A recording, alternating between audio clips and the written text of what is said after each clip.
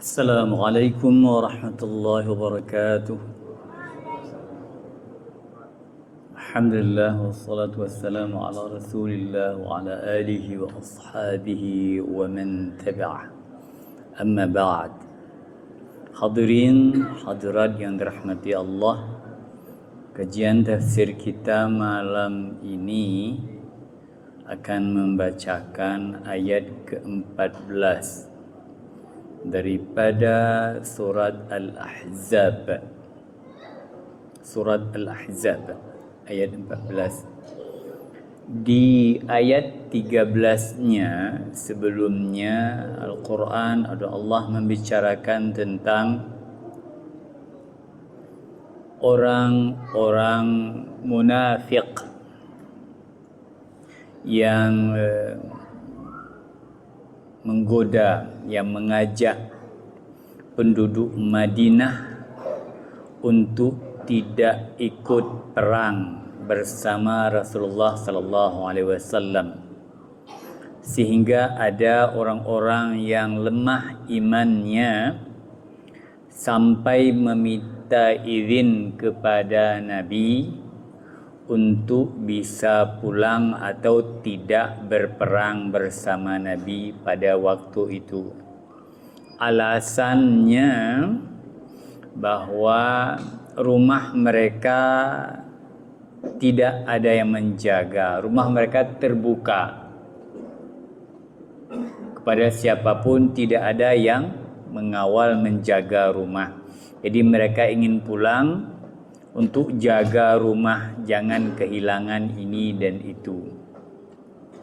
Kemudian Allah mengatakan wa ma hiya bi'aurah, bahwa rumah-rumahmu itu bukan atau tidak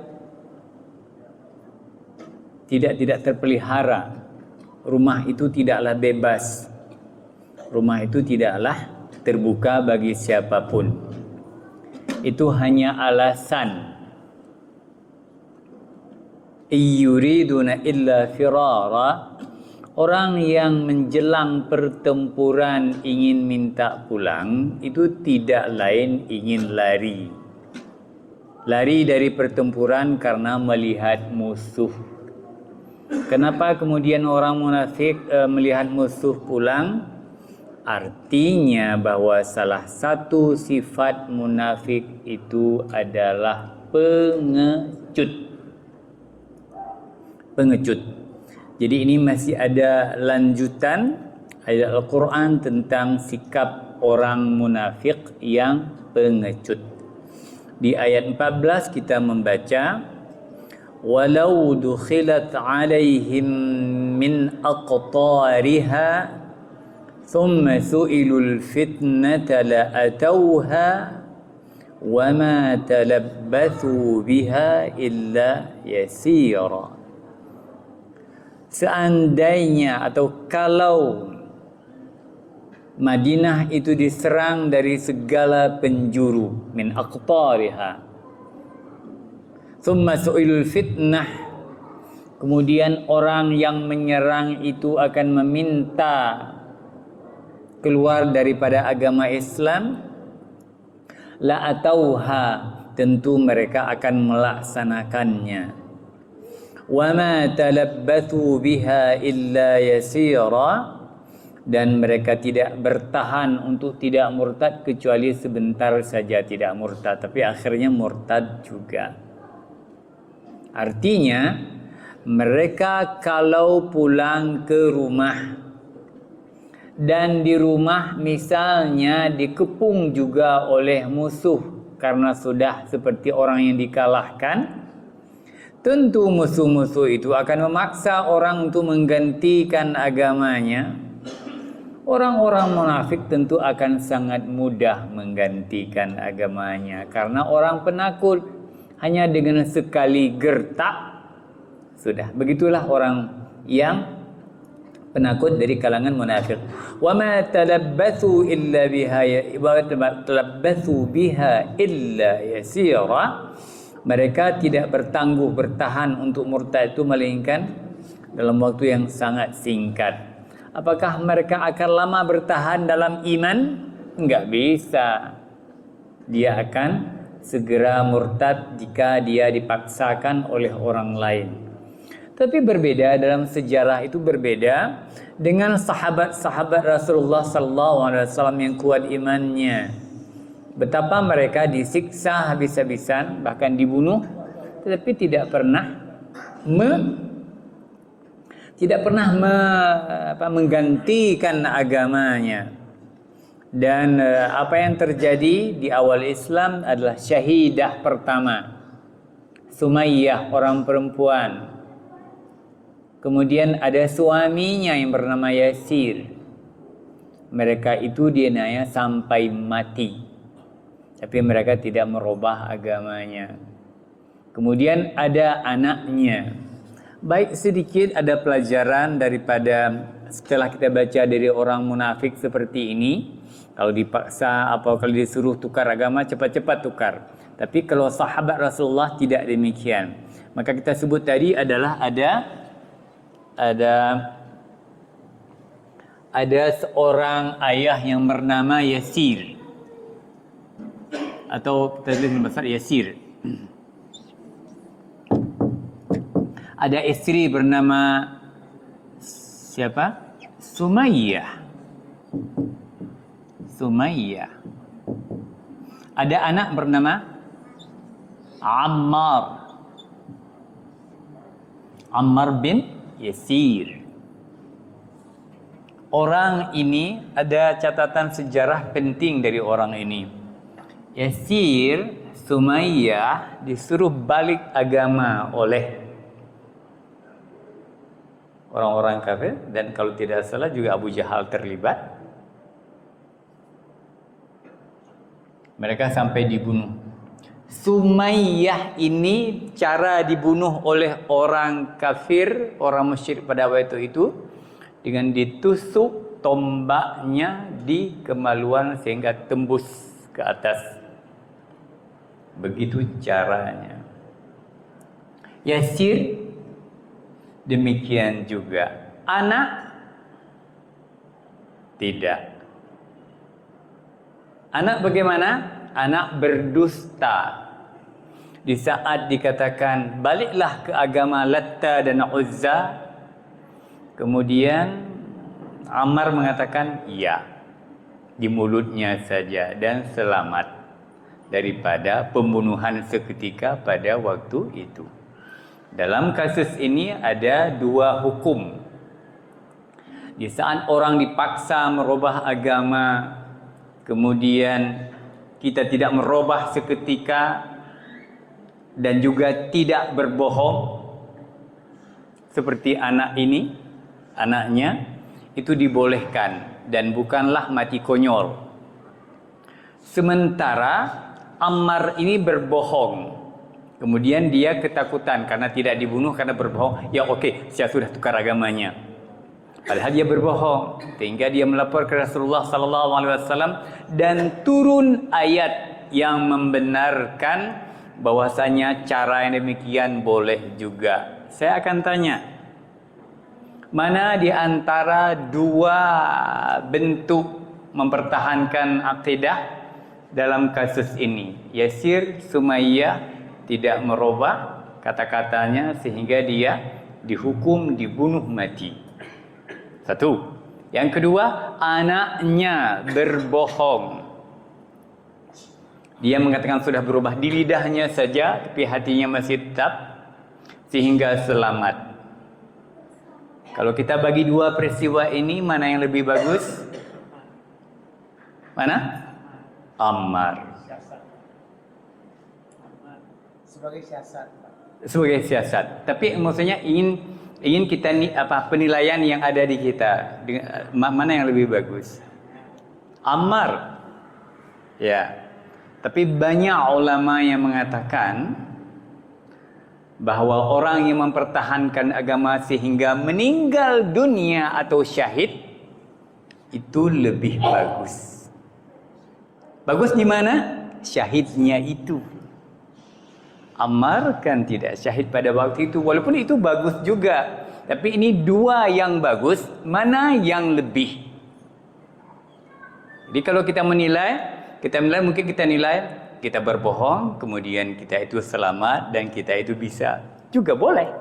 Tetapi orang yang syahid dan syahidah perempuan ini itu lebih bagus. Supaya apa? Supaya orang tidak mengatakan kasihan orang tuanya, kenapa enggak seperti anaknya? Kan dia mati konyol. Kalau dia seperti anaknya, kan selamat. Bodoh dia itu. Ada orang secara logika, bodoh dia itu. Kenapa enggak seperti anaknya saja? Tidak. Orang yang mempertahankan agamanya dan kemudian syahid, nah, itu syahid itu mati yang nilainya sangat tinggi. Jadi tidak ada yang mengatakan bukanlah bahwa dia kurang bagus, tidak kurang. Dia yang lebih. Kenapa? Mempersembahkan nyawa raga, jiwa raganya untuk agama sehingga dia itu syahid. Baik, sekedar penilaian dari kasus orang yang mempertahankan agama sebagai kebalikan dari orang munafik yang sedang kita bacakan ini. Tadi kita katakan bahwa kalau orang munafik, kalau diserbu, diserang, diminta tukar agama, langsung pindah agama. Apakah mereka bisa bertahan lama? Tidak, sebentar saja sudah pindah agamanya. Atau dengan kata lain bahwa orang munafik itu sangat pragmatis. Maksudnya, mana yang lebih untung dalam beragama, itu dia. Dia beragama, seperti itu. Apa lebih untung? Lebih untung kita murtad, ya murtad. Lebih untung kita nyolong, ya nyolong. Lebih untung mana? Pokoknya lebih beruntung. Ini sejarah masa lalu. Sekarang bagaimana? Masya Allah. Masya Allah. Agama itu dijadikan sebagai suatu alat untuk mencari keuntungan dunia. Dan itu banyak, tidak sedikit. Bagus. Kita teruskan ayatnya. وَلَقَدْ كَانُوا عَاهَدُوا اللَّهَ مِنْ قَبْلُ. Dan sungguh mereka itu telah berjanji kepada Allah sebelumnya. Min qablu, sebelumnya. La yuwallunal adbara. Mereka tidak akan berbalik ke belakang, mundur di saat pertempuran atau peperangan. Wa kana ahdullahi mas'ula. Ketahuilah bahwasanya perjanjian dengan Allah itu akan diminta pertanggungjawaban. Peraturan di dalam peperangan di zaman Nabi mungkin juga sampai sekarang adalah dilarang mundur di dalam pertempuran, dilarang lari. Mungkin negara juga demikian. Serdadu-serdadu yang disiapkan waktu bertempur tidak ada yang lari. Tidak boleh lari. Negara pun menerapkan peraturan demikian. Mati biar mati, pokoknya jangan lari, bertahan terus. Dan sekarang bagaimana? Tentara-tentara Pakistan juga begitu kan? Tentara-tentara Pakistan mereka rela mati. Ada rela mati, tidak peduli, yang penting mereka dapat menghancurkan lawannya India misalnya. Kenapa? Yang India itu adalah beragama Hindu atau Buddha. Hindu, Buddha. Kemudian yang di Pakistan adalah orang-orang Islam. Dan ada satu yang harus kita yakini, kenapa orang Islam tidak lari? Tidak bisa lari, hukumnya haram, dan sebetulnya juga orang-orang itu tidak ada minat untuk lari walaupun bisa lari. Kenapa? Setiap orang Islam dalam pertempuran itu adalah yang diharapkan mati syahid. Bagaimana Rasulullah misalnya di perang Badar. Di perang Badar, perang pertama besar dalam Islam, itu banyak sahabat yang seperti kurang enak. Maksudnya, Dia mengharapkan mati dalam peperangan itu tapi tidak mati. Persis seperti sedikit saja seorang teman saya dari Medan waktu kita ketemu di Kuala Lumpur yang ke Afghanistan. Kan saya cerita dulunya. Ke Afghanistan waktu perang Afghanistan melawan Uni Soviet semasa ada Uni Soviet. Dia bawa bekal banyak berperang. Akhirnya dia pulang, tidak syahid, tidak mati. Aduh, dia seperti waktu dia duduk cerita dengan saya, seperti menyesal. Aduh, kenapa saya belum syahid?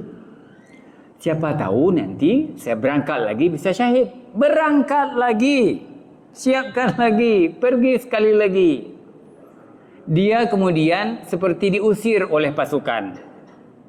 Kenapa? Dia itu kalau biasanya kan bunyi serangan dari depan kan kita mengendap, kita bersembunyi. Dia enggak. Kalau udah bunyi serangan dia keluar, keluar menerobos peluru. Ya, begitu. Di mana? Dari sana serangan. Dia lari ke sana sendirian. Kan marah komandannya. Marah komandannya. Kok lari? Marah. Bukan begitu caranya. Bukan begitu caranya. Akhirnya dia pulang lagi 2 kali. Tidak. Itulah di saat itu kemudian jumpa saya duduk-duduk ngomong-ngomong di Kuala Lumpur. Dia mengatakan bahasanya saya tidak ditakdirkan mati syahid. Apa pelajarannya untuk kita? Gitu kan? Jadi mati syahid dalam pertempuran itu pun belum tentu walaupun kita sangat suka. Sebaliknya, ada orang yang takut-takut, itu duluan mati. Belum perang, dia udah jantungan. Mati. Kenapa mati? Bukan diserang musuh, jantungan dia itu. Ya, jadi, orang Islam itu, kalau munafik memang demikian. Baik, kita teruskan ayatnya. Kalau orang berpaling, tidak boleh berpaling, sudah ada janji memang peraturan begitu. Wa kana ahdullahi mas'ula. Siapa yang berpaling dari pertempuran maka dia itu harus janji Allah harus dipertanggungjawabkan. Berarti dia akan belum tentu dia dimasukkan ke surga, akan dimasukkan ke neraka oleh Allah Subhanahu wa taala. Kita lanjutkan. Qul la yanfa'ukumul firaru in farartum minal mauti awil qatl wa idzal la tumatta'una illa qalila. Qul, katakanlah, la yanfa'ukumul firar, tidak bermanfaat lari dari pertempuran. In farartum minal mauti, jika kamu lari karena takut mati. Awil qatli, atau kamu takut akan kematian atau pembunuhan. Mati atau dibunuh. Wa idza la tumatta'una illa qalila, dan ketika kamu tidak akan juga mengecap kesenangan kecuali sebentar saja. Baik, apa yang Allah gambarkan di sini? Orang yang takut dalam pertempuran. Takut apa? Takut mati. Siapa yang tidak takut mati? Atau takut dibunuh, merasa ngeri kalau dibunuh oleh orang. Al-qatli, dibunuh. Kan takut ngeri sekali kalau kita dibunuh. Baik, kalau memang terhindar kata Allah, wa idzal la tumatta'una illa qalila. Kalau terhindar dari maut dalam pertempuran atau mati, kemudian kita enak-enak hidup, la tumatta'una illa qalila. Kamu kan bisa bersenang-senang sebentar juga. Kemudian mati lagi kan? Kalau kita, dan justru tidak baik. Tidak baik maksudnya, seandainya kita mati dalam peperangan, nilainya syahid. Seandainya mati di rumah dalam senang-senang, nilainya apa? Ya, biasa aja, nggak ada nilai syahid. Nggak ada. Baik. Jadi, itulah sebabnya tentara-tentara orang Islam seperti itu. Makanya ada tersebar berita dari saudara-saudara kita di Palestina, di Gaza misalnya, tidaklah mudah menjadi seorang pejuang kalau tidak siap mental. Enggak diterima. Ayo kalau misalnya kita mau bantu mereka, apakah diterima? Oh tidak, enggak bisa. Kenapa? Apalagi kita ditanya, apakah amalan-amalan kamu sebelumnya banyak? Oh tidak, enggak. Orang yang maju ke garis depan pertempuran di Gaza itu adalah orang-orang yang kebanyakan mereka hafal Quran, salat malamnya, ibadahnya bagus, kemudian keimanannya kuat. Nanti tidak apa, kalaupun ditangkap nanti oleh orang kafir tidak akan membongkar rahasia, kan begitu. Karena orang kafir kalau tertawan kan dia sengaja mengorek informasi kelemahan, kan begitu caranya. Kalau bukan orang-orang sembarangan, dia habislah. Habis semua rahasia-rahasia dibongkar kepada musuh karena udah tertangkap, karena takut. Tapi kalau orang-orang yang memang pejuang, maka tidak takut kepada dibunuh karena tidak memberikan informasi, tidak takut. Baik. Kalaupun sekali lagi kita ulang, kalaupun kita nanti tidak selamat dari perang dan kembali ke rumah, enak-enak di rumah, kan mati juga. La tumata'una illa qalil. Kesenangan-kesenangan yang kita peroleh setelah itu qalilan, sebentar saja, kemudian langsung mati. Baik. Qul man dzalladzi ya'simukum minallah. Katakanlah, man dzalladzi ya'simukum minallah. Siapa orang yang bisa menyelamatkan kamu dari takdir Allah? In arada bikum su'an, jika Allah menginginkan kepadamu keburukan, atau arada bikum rahmah, atau Allah menginginkan kepadamu menurunkan, memberikan rahmat, ada orang yang bisa nahan? Enggak. Kalau Allah ingin memberikan hal yang buruk kepada seorang karena ulahnya, ada yang bisa menahan? Tidak bisa. Au arada bikum rahmah, atau Allah ingin mengucurkan rahmat karena kasih sayang kepada seseorang, adakah orang yang bisa menghambat? Tidak bisa. Wala yajiduna lahum min dunillahi waliyya wala nasira. Dan mereka tidak mendapati pelindung dan penolong selain Allah. Apakah orang kafir itu di saat mereka kemudian terancam, adakah yang menolong? Tidak. Karena orang-orang di saat diancam itu adalah yang menolong hanya Allah Subhanahu wa ta'ala. Siapa yang dapat menyelamatkan? May ya'simukum minallah, daripada ketentuan Allah. Siapa yang dapat lari daripada ketentuan Allah? Yang menyelamatkan? Tidak ada. Kita pun demikian. Baik. Kita teruskan. Qad ya'lamu Allahul muwaqqi'ina minkum. Allah sudah mengetahui. Sungguh Allah mengetahui al-muwaqqi'ina minkum. Orang-orang yang menghalangi di antara kamu. Salah satu tafsirnya adalah orang-orang yang menghalangi orang lain untuk berperang. Karena waktu mereka mau lari, itu ada yang dihalang-halang orang yang, kenapa gue perang? Ayo pulang, seperti ayat sebelumnya. Jangan berperang lagi, Muhammad itu mati konyol nanti kita bersama Muhammad. Itu namanya menghalang-halangi daripada melakukan peperangan bersama Nabi. Terus wal qailina li ikhwanihim halumma ilaina. Ada juga orang yang sudah lari dari pertempuran, sudah jauh. Apa mereka bilang? Halumma ilaina, ayo ikut kami saja. Kalau ada orang-orang yang masih ingin membantu Nabi, apa dikatakan? Jangan.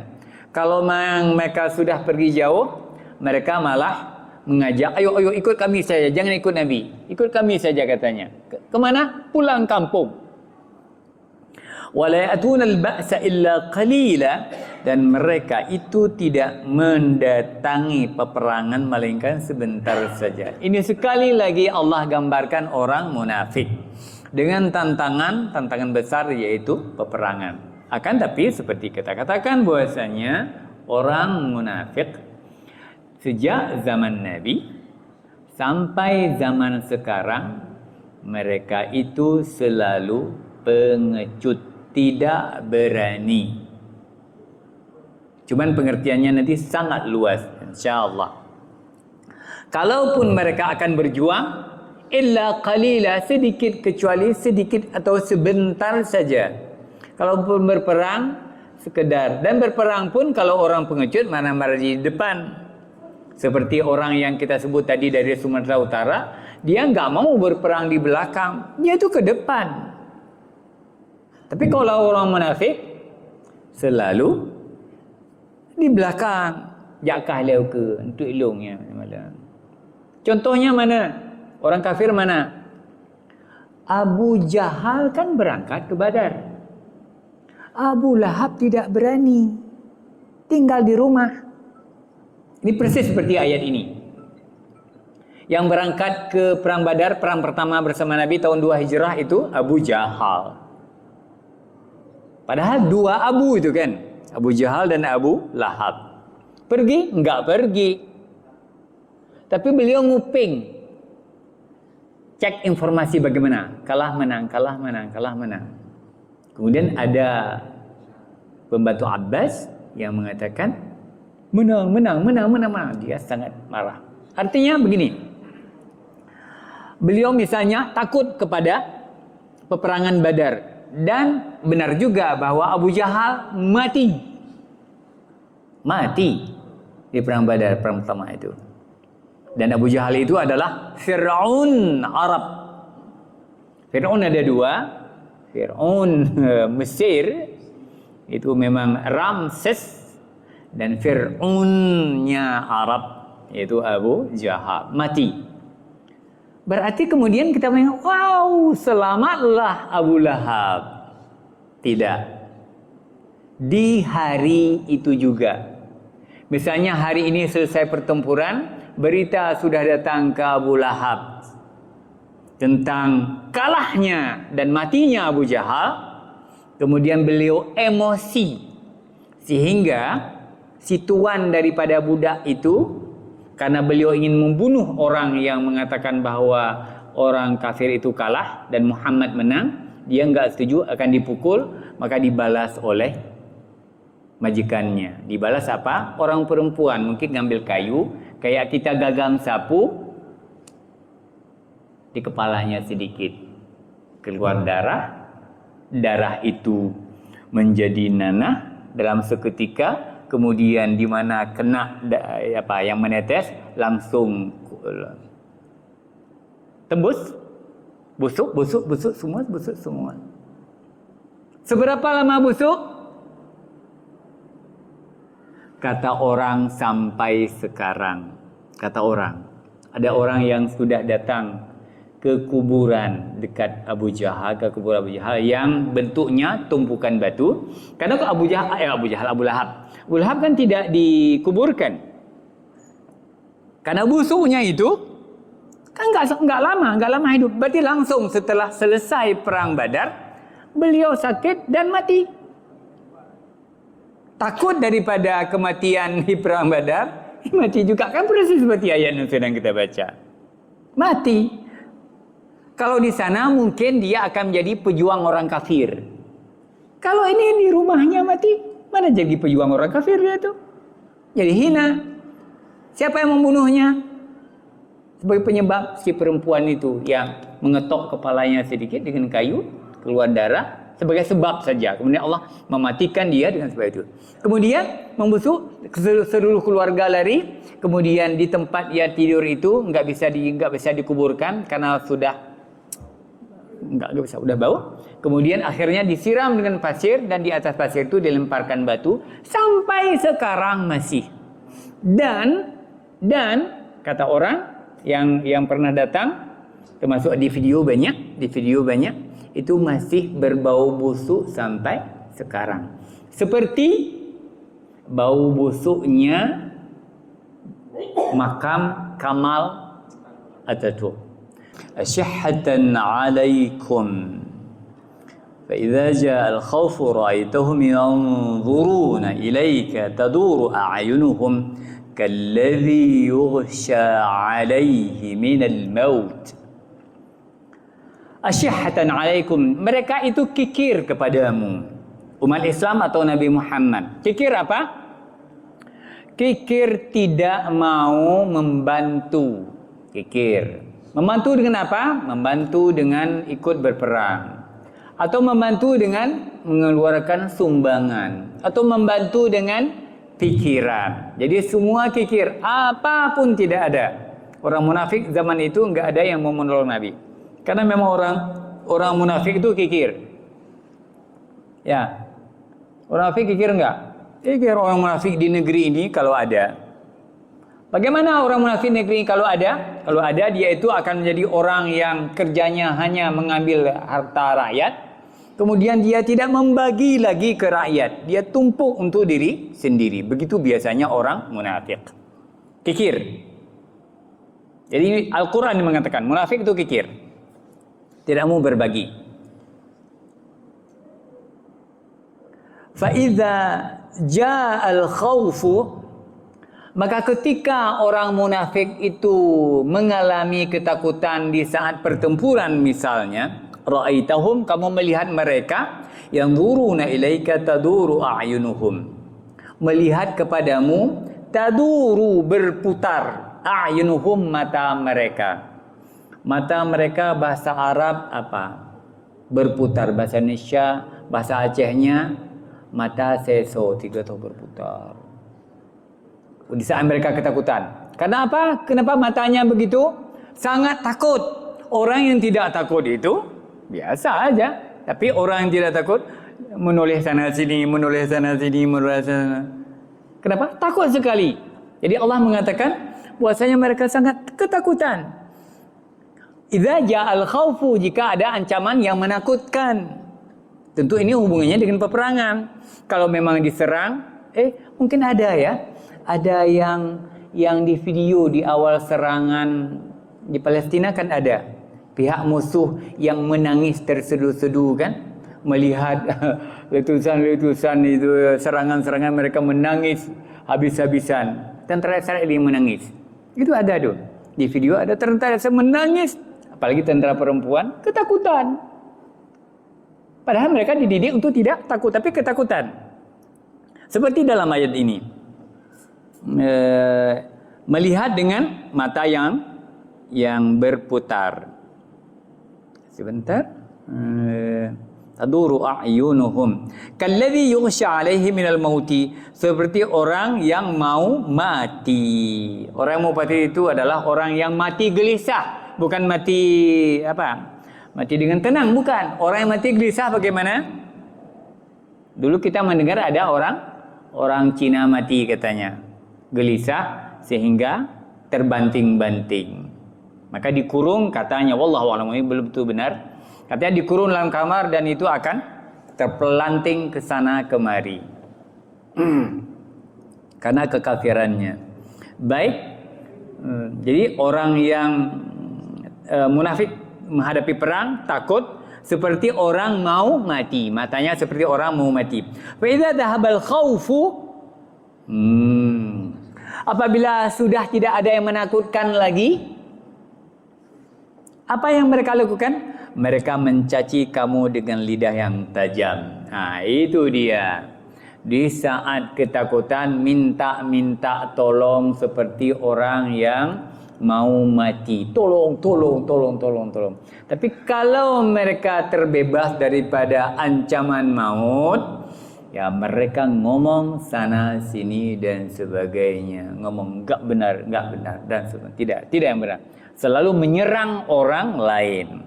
Di negeri ini banyak orang-orang yang kesiangan. Dia bukan keturunan pejuang, bukan apa-apa. Keyakinannya pun tidak tahu.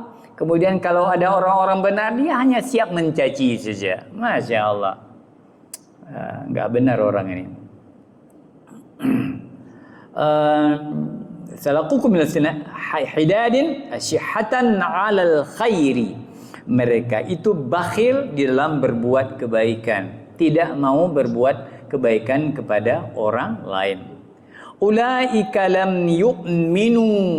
Mereka itu adalah tidak beriman. Itu kondisi orang tidak beriman. Goyah dalam kehidupan, takut ancaman dan sebagainya. Maka kita melihat di dunia ini orang-orang yang takut ancaman, misalnya pemimpin Pak ya. Pemimpin itu dijaga berlapis. Ring pertama, ring kedua, dan ring itu kalau pemimpin. Ada orang yang pemimpin juga tidak ada ring. Enggak pasang ring. Jadi kalau misalnya seorang pemimpin datang ke sini, itu ada yang di sekitar masjid, ada di sekitar luar jalan, ada yang jauh sampai 1 kilo, itu keliling semua dijaga. Kenapa? Takut nanti terganggu. Masya Allah, hebat sekali. Kenapa? Itu rasa takut. Ada pemimpin yang tidak rasa takut, seperti ada di beberapa, saya tidak sebutkan namanya, dia jalan-jalan di pasar, nggak ada merasa takut. Kenapa? Dia itu tenang hatinya karena beriman, karena keimanannya. Kalau ketakutan, karena lemah imannya. Baik. فإذا ذهب الخوف أولئك لم يؤمنوا فأحبط الله أعمالكم. Maka Allah menghapus pahala atau amalannya. Orang yang bekerja bukan dengan ikhlas, bukan dengan niat, apapun pengorbanannya yang mereka harapkan ada keuntungan pahala, tapi Allah akan menghapus pahalanya. Wa kana dzalika 'ala Allah yasira. Yang demikian itu adalah sangat mudah bagi Allah Subhanahu wa taala.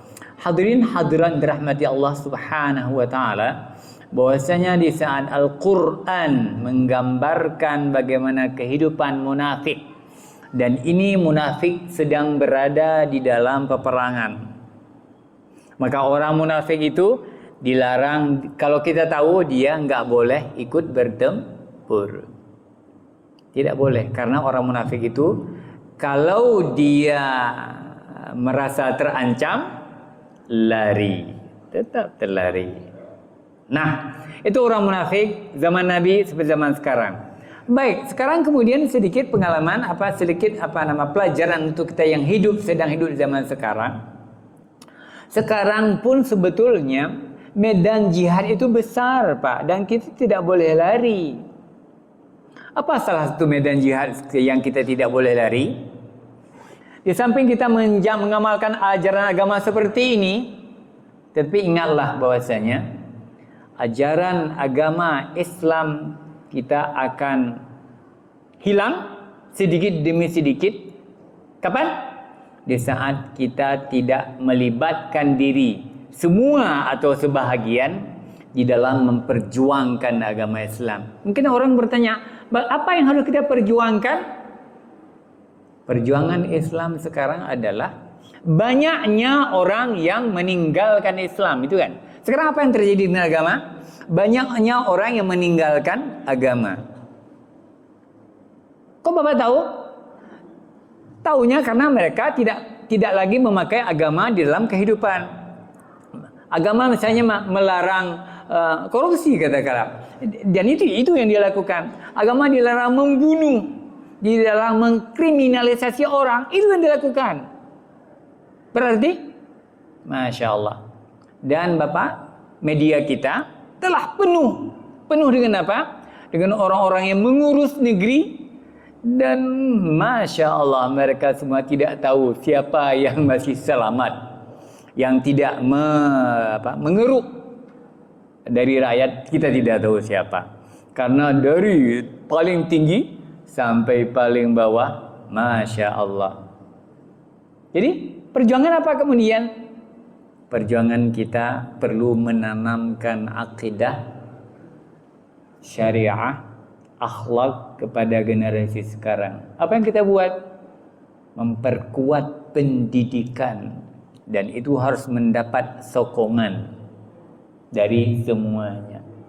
Alhamdulillah, Kabupaten Biren setelah 50 tahun kosong pendidikan sunnah, baru dalam tahun-tahun ini kita mengenal adanya pendidikan lembaga sunnah di Biren.